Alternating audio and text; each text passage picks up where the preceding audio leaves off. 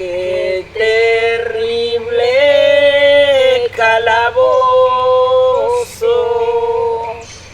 parece la misma en pena, que entre más clamudas hace, ninguno se acuerda de ella. Vengan todos y aliviemos.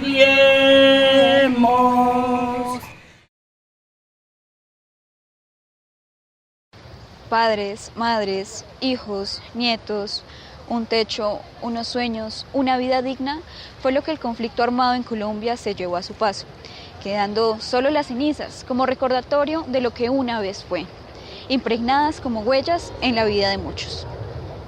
Plasmamos un corazón en el cielo para representar lo tristes que estamos las víctimas, porque perdimos nuestros seres queridos por la violencia que trajo el país. Perdimos muchos seres queridos, los cuales siempre llevaremos en nuestros corazones y nunca podremos olvidar. Así pasen los tiempos y siempre estarán en nuestros recuerdos las víctimas de desaparición forzada y falsos positivos. Organización Orlando Falsporta. Una mariposa que se encontraba con su hija oruga cuando una tarde un fuerte viento se la llevó. La oruga hija quiere buscar a su madre, pero no puede volar. Debido a su dolor, esta pequeña se encerró en su capullo, pero en su corazón ardían los deseos y amor para salir a buscar a su madre. Los Fernández Cortés fueron una de las muchas familias que la violencia separó. La vida que Sara y Melco construyeron en la Macarena junto a sus 5 hijos cambió cuando el amado padre, esposo y guardián de la sierra, como era conocido en el pueblo, fue asesinado. Yo me di cuenta que yo no podía dejar a mis hijos solos. Ahora entiendo que era una depresión, porque yo no quería nada. Yo me quedaba en la biblioteca todo el día ahí sentada, perdida la mirada así. Y si me dormía yo no quería volverme a despertar. Y fueron mis hijos, ellos mismos, haciendo de comer, jugando, haciendo por la finca, trabajando, y yo no hacía nada. Llorar, al fin pude llorar. Pero me faltaba mucha fuerza. Hasta que un día dije, no, yo no puedo seguir así. Pero yo no tenía fuerza interior para hacer nada. Decía, bueno, niños, yo voy a empezar a darles clase hoy. Duraba 5 minutos, no tenía más. Por más que yo me propusiera, no podía. Las cenizas del conflicto armado de Colombia llegaron hasta Canadá junto a la familia Fernández Cortés, quienes tuvieron que exiliarse de sus tierras y dejar atrás sus vidas en la Macarena. En Canadá conocieron a Inés Marchand, alias La Mona, una trabajadora social colombiana radicada en Montreal, Canadá, una de las pioneras de la Fundación Agape, organización dedicada a realizar encuentros de reconciliación entre víctimas del conflicto armado y también victimarios. Yo nunca dejé de ser trabajadora social, entonces, y el país me llegó a mí, al Canadá, muchos años después, en el año 2006. Me llegaron los brazos del conflicto armado a mi casa. Yo tengo como el hábito de decir que sí. Entonces, cuando me llamaron de la embajada, como te dije, vino una joven víctima de reclutamiento de menores.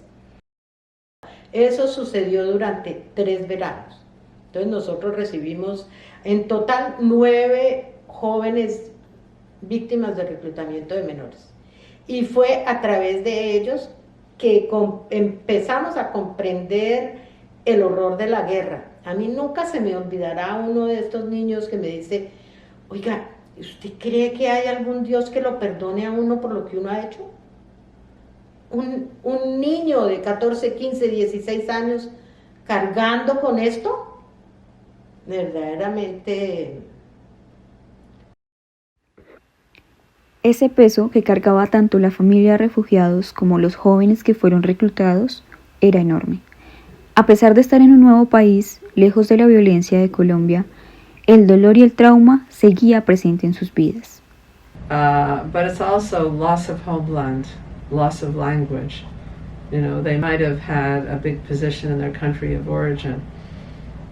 Loss of way of living, you know, growing vegetables in the garden, coming to Montreal where it's freezing cold. So I think we need to attend to these themes in the work that we do. I think we need to honor the past, okay, and the people who have gone before. You know, a lot of our approaches now are quick fixes, you know, CBT, 5 sessions. This is not that type of approach. It involves looking at strengths and capacities in families, but also recognizing vulnerability.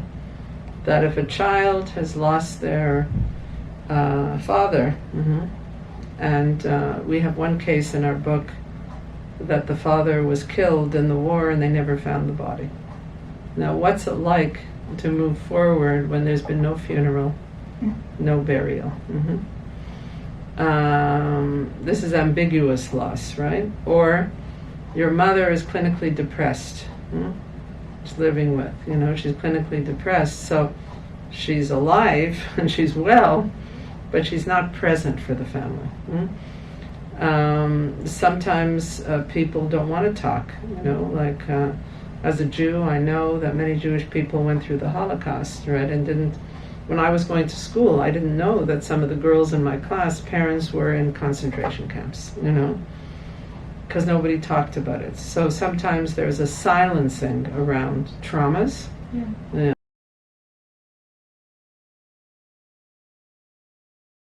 Obviamente la persona se reprime demasiado.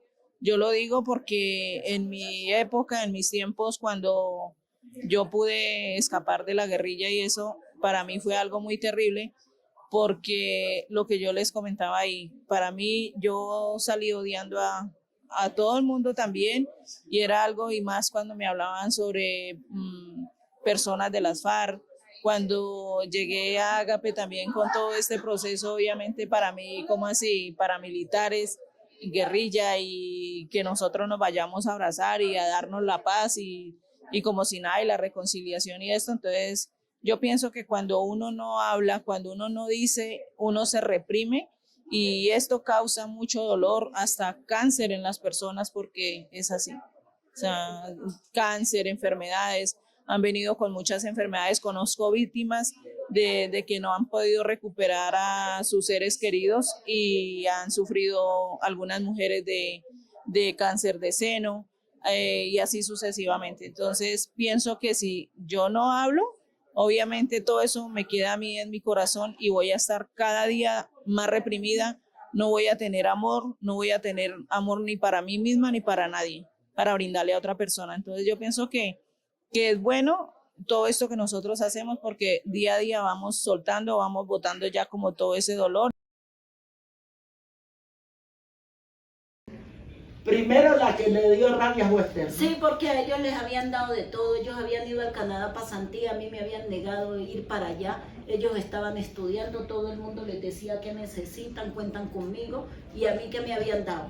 Yo me sentí castigada y que a ellos los habían premiado. Dije, me voy al monte, paro 3 meses, mato 100 personas, vengo y me entrego y me premian. Entonces yo en ese momento me di cuenta que era desplazada, que tenía todo en mi contra, y los terminé odiando, y lo único que quería era poner una bomba ahí, que nos muriéramos todos. Lo que pasó es que llegaron los jóvenes, y también me llamó mi amiga diciéndome que si salía al aeropuerto a recibir a los refugiados.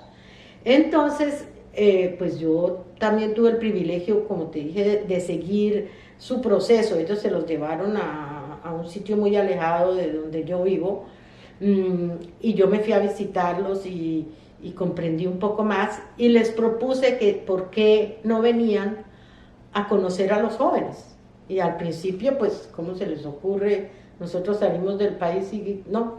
Al fin estuvieron de acuerdo y nos fuimos a una finca cerca, aquí en Canadá, y hicimos una hoguera por la noche, y de repente una de las niñas se para y dice, pero ustedes cómo pueden estar sentados aquí con nosotros, nosotros les matamos su marido, nosotros los sacamos del país, ustedes perdieron su vida, y aquí están charlando con nosotros. Por supuesto que la familia se paró y todos nos abrazamos y eso se dio, eso se llama reconciliación. Entonces eso sucedió una vez y dijimos, no, pues tenemos que hacerlo otra vez. Cada vez que juntábamos a víctimas con victimarios, se puede llamar así porque los niños tienen esa doble calidad de ser víctimas y victimarios, ellos también fueron víctimas, lógico, pero en sus cabezas ellos se veían más como victimarios. Entonces, de ponerlos juntos, siempre se dio ese evento de reconciliación. Eso nosotros nunca se nos ocurrió decirles, oiga, pidan perdón. Eso es espontáneo, eso sale del corazón. Y sí premian a otros que cogieron las armas. Fue duro eso.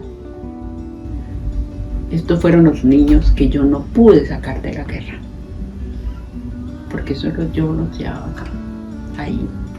Esos niños no los pude sacar. Ahora son ustedes, ¿sabes? No son los mismos, pero ustedes están representando eso.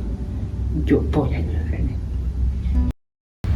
Ese sentimiento de ira, de frustración e impotencia lo siente cada uno de los supervivientes en algún punto, cuando el dolor por el que pasaron es reprimido, cuando los recuerdos de lo que una vez fue siguen escociendo en el corazón y en la memoria, como una herida abierta que aún no cicatriza.